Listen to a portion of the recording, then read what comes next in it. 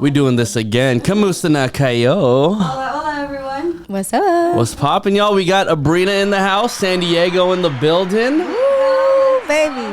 Representing today. Representing. I was about to say, you came in the house, and I was like, damn, she's wearing the San Diego hat.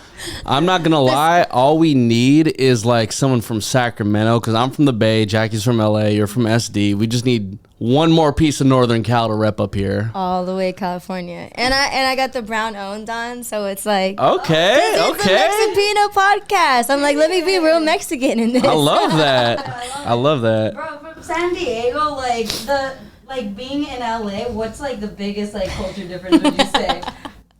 I mean, because San Diego Mexicans and LA Mexicans are completely different. They're like 2 hours away. I know it is. Well, I don't know. Like, obviously, the music scene is so much different out here. Mm-hmm. And then it's like, there's always the argument, like, oh, your team sucks. And then it's always like, oh, we have better Mexican food than you. And I'm like, no, you don't. Like, it's always, those are the main things. Yeah, I will say, like, because San Diego is so much closer to the border, I mean, like, we gotta give it to y'all. Like, you know, that's what I'm saying. That's what I'm saying. Well, you know, I was actually delusional my entire life because for the first 21 years of my life, I just stayed nowhere but the Bay Area. So then when I moved to LA, then the argument was like, oh, you know, LA, like Mexican food's better than the Bay. I said, no freaking way. Literally, I tried like one taco spot on like, what was it, babe? Like Avenue 26. And I was like, yeah, my entire life just changed literally with one night. Right. One night of Avenue 26. Right. I feel like we could just collectively agree that like, San Diego and LA have better Mexican food than the Bay. Absolutely. That for sure. But I'm not going to lie. I always talk about this story when me and Jackie ended up going to San Diego one time. And then we had like this quote unquote birria taco, like somewhere in the Gaslamp district. And I'm going to be honest, it just was not it. It wasn't it. See, here's the thing. Like, we have spots that are just mid, real mid. So like you gotta know the right spots to go to. But I feel like nobody does certain things better than San Diego. Like San Diego is the best at carne asada fries. I feel like our burritos are just a little bit different than the street burritos out here. But honestly, I've found some really fire spots out here. It took me a while. I really had to go looking, but I finally found some spots that are really fire. But I don't know. It's just like some places with I like Tijuana style tacos, and like there's some spots in San Diego like it's right on. It's just it. So, but LA does have some good spots, but I just think that San Diego might just have a little bit. Like, I can't find no good carne asada fries out here. I can't. They're like in the low key like hood spots over here, like Albert's. Like where I grew up in East LA, and there's a spot called Albert's, and they have like these. They're called like super fries. So okay. That's what the carne asada fries is, but it's viral like. Yeah. East LA, so. Okay. Well, then I gotta go. No, I mean, I've been all around though. Like, I've been like on a hunt for like the best tacos in LA because I need it in my life. But I found a few really good spots. That's dope. That's dope as hell. So I do gotta say, like, since you're from San Diego, have you been like border hopping like before? Like, is that a thing? Psst, you guys want to know? 1,000%. No, I mean, we always do that. It's like San Diego culture. I was down there for Father's Day weekend, and my dad was like, yo, let's go to Valle de Guadalupe, and then let's hit Puerto Nuevo. I'm like, bet, let's go. And like, we just go all day, walk across the border. Like, everyone has their spots, like Tijuana, Rosarito. Like Valle de Guadalupe is fire, but it's like you gotta go early because it's a little bit further. But no, I mean, I've been border hopping since I was a teenager. I snuck out of my parents' house one time. Damn. And while they were asleep, went with my girlfriends, met up with my cousins in Chula Vista, hopped the border, partied at Papa's and Beer. That's literally insane. Hopped back over the border by 6 a.m., made it into my bed by the time my parents woke up. How does that even, like, I feel like I never even, like, snuck out because I was always so paranoid. So I can't even imagine, like, sneaking out and, like, crossing the border. Oh, hell no, dude. Like, it's honestly, it's crazy, but it's kind of something San Diego, like, something us kids used to do out there. Because it's like, our parents never would want us to go into Rosarito and TJ and all that to party because, like, whatever, you know. But I'm not gonna lie though, like I would be hella freaking scared just trying to do that. It sounds like you do it pretty frequently because like Bootleg Kev will invite me to go over to San Diego and I'm just like, I'm terrified because I don't really do it too often. I'm just like, I'm good, bro. Like, I really don't want to do it today. I mean, it is a little shock because, like, it's like you got to know, like, how to move around out there. Like, you know, don't go down a dark alley by yourself with some chains on. Sure, like, you know what I mean? It's just common sense. But no, I mean, yeah, I think because I used to go all the time with, like, the fam or my cousin. Like, I had a bunch of older cousins and they would, like, sneak me in the clubs over there. I'd be, like, 13, crazy, right? I don't know what they were thinking. It's easier to sneak in over there. Oh, my God. They don't even care. They're just like, okay. You're like, you look old enough. Yeah. So I think that I just was so used to it all being a teenager. So then it's like with my friends, I was like, no, we're going. It's crazy. Believe me, I'm not a. Would you say like when we were crossing Canada? I'm not a border person. Oh yeah, like we were going to Canada. We were driving from Seattle into Canada, and I literally told Nico, I was like, hey, they're gonna ask questions because they need to know why we're going into Canada. And I was like, you already know we're gonna stay in an Airbnb. Like we're going for travel. As soon as the border agent started asking Nico questions, he was sweating. I was like, you're acting like we're about to do something illegal, sir. I was like, I was like, we are never, ever going to like drive through the border going into Mexico because he would literally lose his shit. That's hilarious. And they really question you. Oh, no. They're intimidating because they think everyone's trying to smuggle something. Yeah. No, that's the thing. They asked me a simple question. They were just like, where are you going? And I'm just like, I was in the passenger seat. I was like, we're going to an Airbnb. And then he's just like, oh, yeah, that's where we're going. I was like, okay. Oh, my God. That's hilarious. I still haven't been to Canada, though, so. You got to. It's beautiful. It's beautiful. Yeah. The one thing I will say, though, is, like, if you do go to Canada, do not try the Mexican food. Like, one bit. Gross. No, like, I literally tried some, like, nachos over in Vancouver, and then I literally thought to myself, I was like, you know, this was the worst decision I ever made because it's a mission for people in Mexico to cross the border to get to the U.S., so you're going to expect them to cross another fucking border into Canada? Of course they're not going to fucking be here, bro. The food's not going to be good. The Mexican food's just not going to be good in Canada, man. Right. I don't think there's many Mexicans that made it up there. Hell no. But they will eventually. Yeah. So, Abrina, we could talk about food all day, obviously. But let's talk about your upbringing and music. Like, how did you get into that? When did you start? So, since I was a kid, like I have a grandfather that played in a band. He played like the congas. He was a singer. So he was in like a mariachi band basically. So he would always try to get me to sing. And then my parents saw that I like would always sing all the time. So then they like threw me into like little recitals and stuff like when I was growing up. So music was always a big part of my life. But it's crazy because not that many people in my family are talented. It's literally just me and my grandfather. And that's it. Maybe my brother, kind of, but yeah, no. So yeah, I did like junior theater in San Diego, and then played around in the studio like in high school, and then won a performance contest at Universal City Walk when I was like 17 or 18. Yeah. And then after that, so I won that contest, and then like everyone started hitting me up, and then I dropped out of college, moved to LA, and then did music full time. Now you're with Brian Sampson. I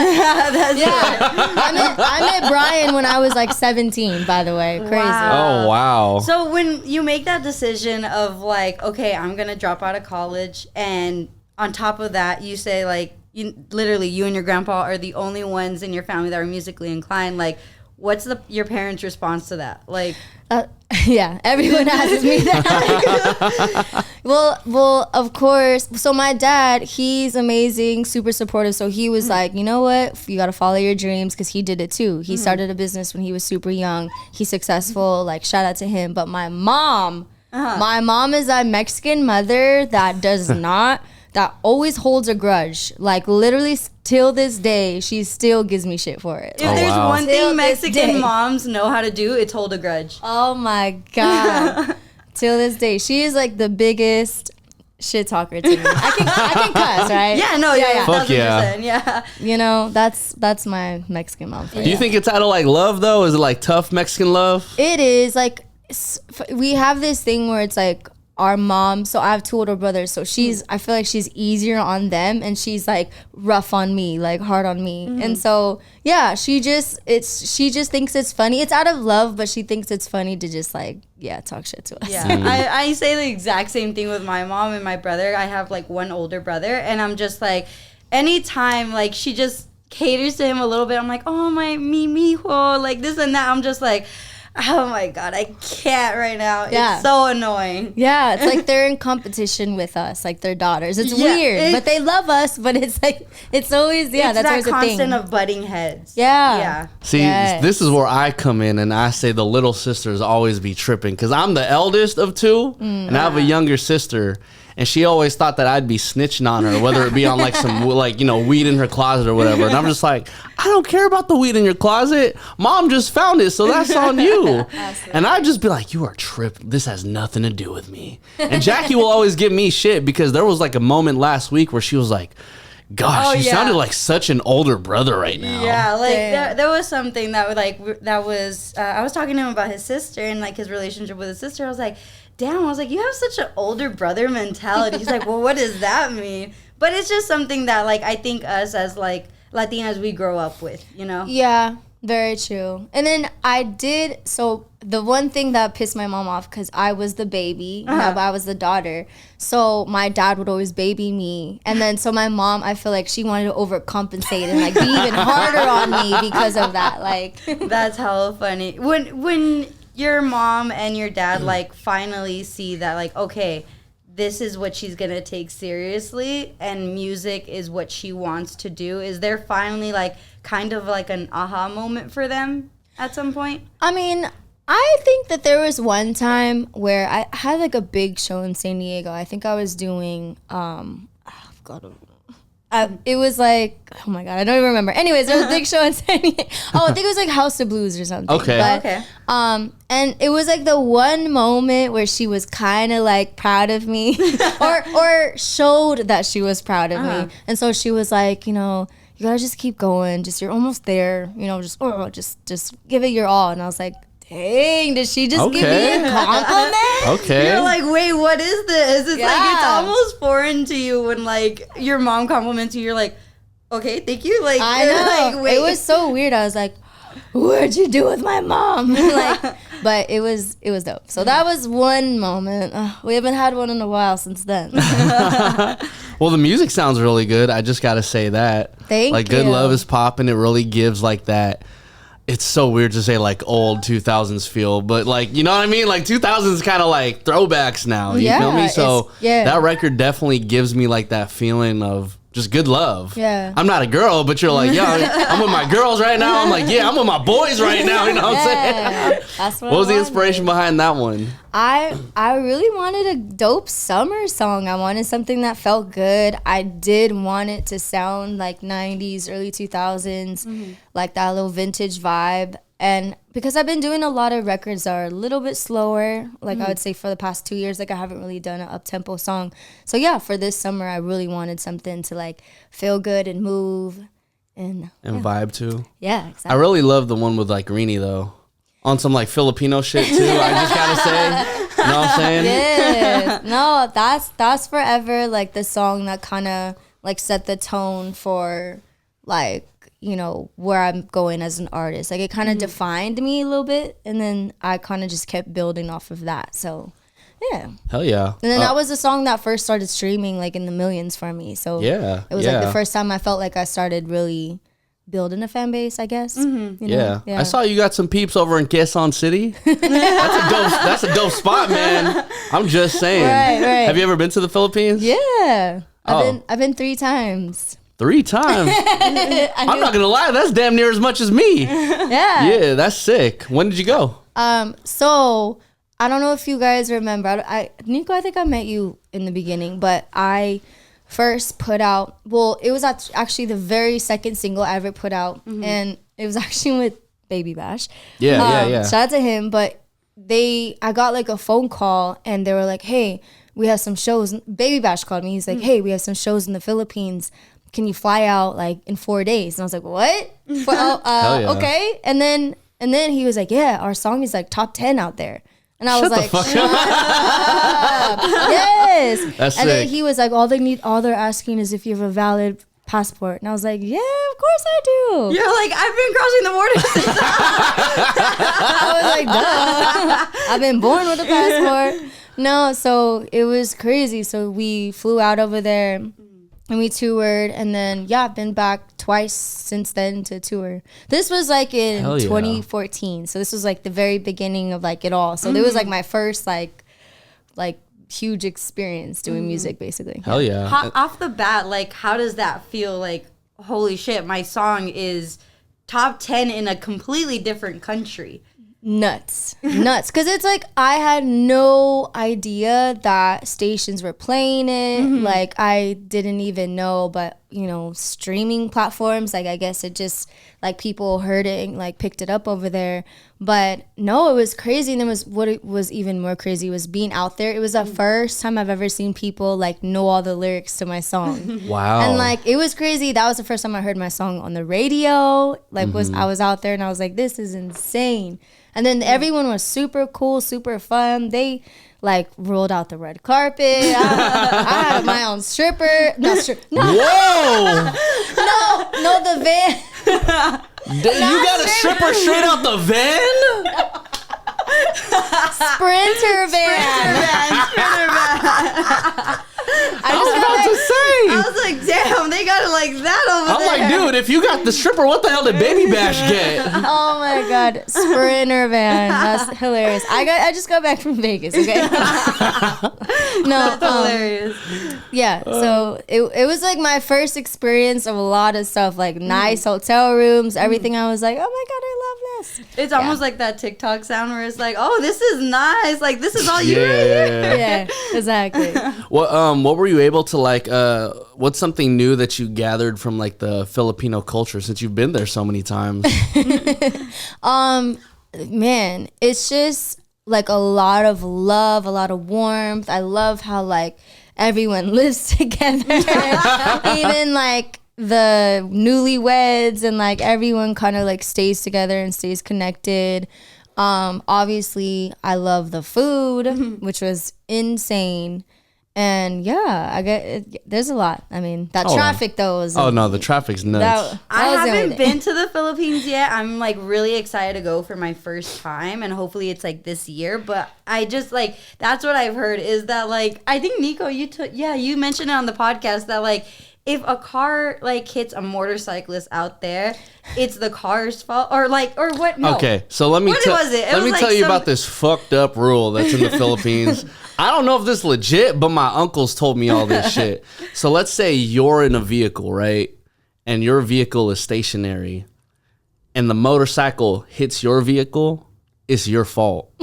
It's literally insane. It's insane. Yeah. It's literal. Yeah. And they also told me some crazy shit to where like, again, this is just what they were telling me, but it's fucked up because like, the traffic is so bad there that like if somebody passes away, it costs more money to get the ambulance out there. So they kind of just wait. You know what I'm saying? They kind of just it's some fucked up shit, but they kind of just wait it out. That is one thing too, like going through the streets and stuff. They have their like death ceremonies, like they have like the bodies shown, and they'll just have them like in the streets, just like regular. Really? And it's like, oh, okay. I just walked through Uncle's funeral right now. Like, oh shit! I mean, it was like I don't know. Yeah, it was kind of crazy. But that being an artist and getting to experience a bunch of different cultures is probably just like so eye-opening too. Like traveling as much as you do too. It's like I can imagine it's just like I'm literally trying to like process everything that's going on. Do you like have struggles with processing that? I think I do, and I also think a part of that is like me not fully living in the moment sometimes, you know, because I sometimes live really fast, but I'm like one of those artists that's like never fully satisfied. I'm like, okay, what's next? What's next? Like I got to do this. Like, oh, like I'm thinking about the show and I'm not like enjoying before the show or after the show because I'm like, no, I should have did that better. So I think I'm just like an overthinker. I'm like in my head a lot, so I don't enjoy like the journey enough. So that's one thing I've been working on. It's tough. I mean, you know, Jackie will tell you she just interviewed Common and Pete Rock just yesterday. Fire. And I got to sit in on that interview. And one thing that I took from that interview was that Common was saying that, you know, we're so caught up in tomorrow.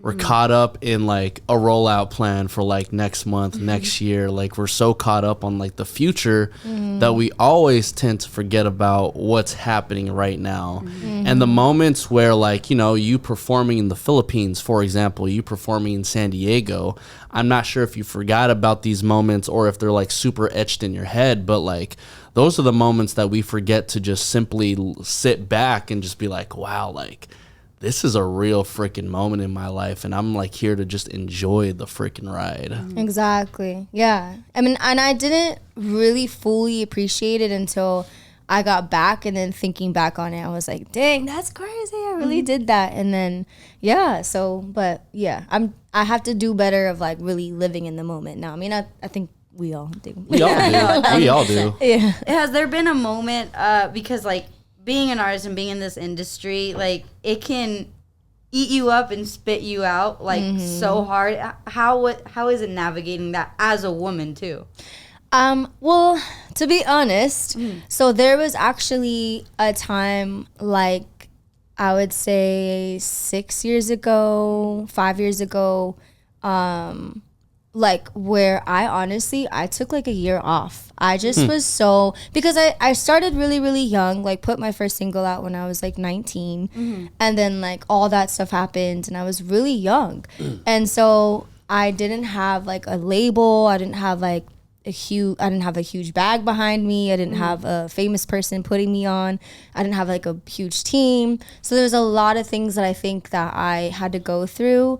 And yeah, by like 4 years into it, I just was so like unhappy and just like, you know, I just was like, this is not what I thought it was, really. Yeah. So I took a year off of music. I didn't go to the studio. I just was like, maybe I'm going to rethink my life here because I just was unhappy. I was like, maybe I need to go back to school, like get a job, I don't know, whatever, do something. So yeah, it took me like a year or 2 years to finally kind of like refine myself back in music and get drawn back into recording and like working on stuff. So finally then I came back and then it was like a defining moment for me because I was like, okay, I'm gonna do this my way. I'm not gonna listen to people. Like I need to do what I want to do, but only work with people who truly have my back because that's a hard thing. Because like you get involved with people that are they just want your money or like they want to take advantage of you because you're a woman and you're pretty. So then they do stuff for you to try to get at you later. And it's like, I don't want any of that. Like I'm only going to work with people that like really see the vision and like, I don't even try to get at me because then I'm not going to want to work with you. Like, you know? So yeah, I had to go through all that then to like get to that point where I'm at now. Yeah. And honestly, it you know, at least from my opinion, it does sound like you're doing everything the right way. Like in the sense of like not invalidating your integrity and the stuff that you stand for and, you know, just making sure that you absolutely love it before you really go full force because, you know, there's stories in the industry where like not just women, but people will do like anything just to get to the next level. And it's like, but dude, you sacrifice so much of yourself just trying to get something that probably isn't even all that worth it for you, truthfully. Yeah, I see it all the time. I mean, you know, I know a lot of like big producers or big guys and it's like, yeah, it's like that's how they want to do their business and like a lot of people do put up with all that and then they get what they want. But yeah, I just couldn't do it. Yeah. I just like if it's not if the journey's not enjoyable for me and then it's like dealing with people like that all the time, like it just drains me too much. Like I just can't. So, you know, I just want to be around people that I know really, really like fuck with me. So yeah. I think like it goes back to like what Nico said, like having that integrity as a person. And I mean, you growing up too, I'm pretty sure, like, your parents instilled this, like, hey, this is what's right from wrong, and this is how you should go about life. It's crazy to think that, like, this industry is just so cutthroat at the same time. It's just like, and it takes people like us, like, longer, but the reward is so much more, like, satisfying at the end of the day. For sure. I mean, hey, I tell people all the time, like, I turned down a lot of things because, you know, I just wasn't down for all that. But, you know, some people who are, that if that worked for them, great. But for me, I just couldn't do it. Yeah. Speaking about, you know, turning down things and changing things for the future, right? I think as, like, Filipinos and Mexicans, we all go through, like, generational trauma, for example. Like, the way my grandparents raised my mom completely changed that with me. And then there's, like, some tweaks that I would change with my mom, right? Like, so my mom, she would bug me 24/7. Like, where are you at? What you doing? I'm like, I'm with the right people, so I'm good. Good. And there would be, like, stuff like that I would like to change. Like, for you, like, I know you don't have kids or anything, right? But, like, for you, like, have you even, like, thought about, like, things that you would change, like, for the future when that time does come? Yeah. Well, I mean, eventually when I finally have kids, but... Well, I do know eventually I'm going to move back to San Diego. I do think that is a better place to raise kids. Let me just throw that out there first. But I feel like, wait, what was the question again? What would I change eventually? Yeah. I think, like, I'm slowly becoming more and more of, like, the woman that I want to become, like, about to be into my 30s. So it's like, you know, I feel like I want to move with, like, wisdom and just, you know, multiple streams of income is, like, the goal. Like, obviously, I want to be able to be creative and do music whenever I want to do and have my global world tour eventually. But, yeah, I feel like just establishing, like, myself more as a writer, too. So there's just little things where I'm just, like, really trying to, like, get to. Like, I'm building, like, you know, like a foundation kind of. Yeah. Has there been a more memorable studio session for you that just always sticks in your head? Well, I mean, I just worked with Jermaine Dupri. I was in the studio with him for 2 days. So he's the legend, you know what I mean? So definitely, like, still to this day, I'm like, dang, I can't believe I did that. So yeah, I mean, that one, I'll never forget that one. Cause you got to hit him with the so deaf drop. so deaf. No, for real. Like, I walked in his studio and he has a whole huge hallway filled with just plaques after plaques. And it's like Mariah, Usher, Escape, like everyone. And you're TLC and you're just like, dang, like this guy really was the main producer. Like, he put the sound on really for 90s and early 2000s, you know? So it's like insane. What's that energy like in the studio with Jermaine?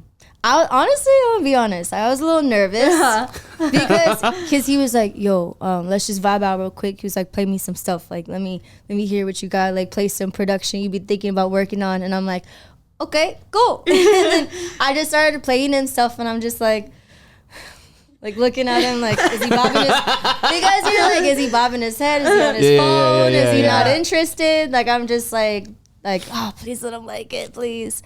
But no, he was super cool, and he like he gave me a lot of good gems. Like he was like, you know, like when it came to picking melodies and stuff, he was like kind of helping like arrange the song, and like the little stuff that he did on the song, it was like he knew right away. Like, he's just seasoned.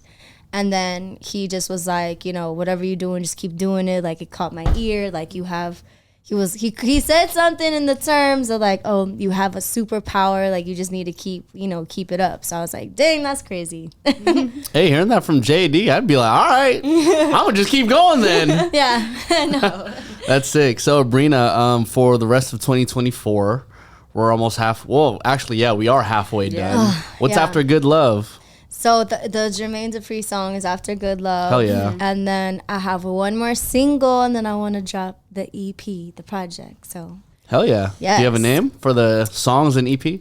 So the name we're still kind of tossing around a little bit, but yeah, no. The Jermaine Dupri song is called Nostalgia. So that one comes next month. Ooh, so what are you sampling? Crazy.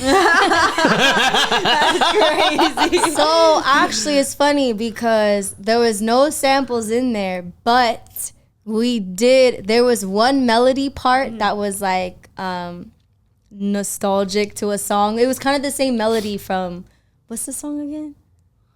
The Lauryn Hill song, huh? I was about to say JD owns a lot, so like I know, but I actually don't think is it this? Okay, anyways, but there was a melody part that is like a sample from a song that he recommended we did because he was like, oh, it's nostalgic for this song. You know, you guys are going to be good. Put it in there. And I was like, okay, cool. I'm down. So, yeah. So there is one little like melody part that's kind of like, yeah. I was about to say, it's called Nostalgia. There got to be some sort of interpolation in there or something, but that's cool. Facts. Yeah, I think that's why he did that, because he was like, it makes sense. So, we took his word for it. Hell yeah. Well, shout out to Abrina. Shout out to JD. I can't wait for the Nostalgia record. Good Love is out right now. Abrina, where can everybody find you? Find me at Abrina Music, TikTok, Instagram, everything. And find me on Spotify, all that good stuff. It's out.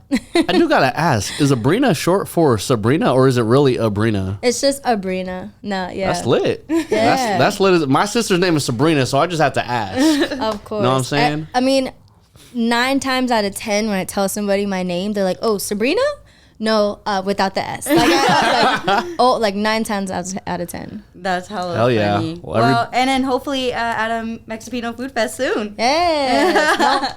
I'm with it. Brian Sampson. No, my name is Nico Blitz. I'm Jackie Ramirez. It's your girl, Abrina. And we are out. Peace. Everybody.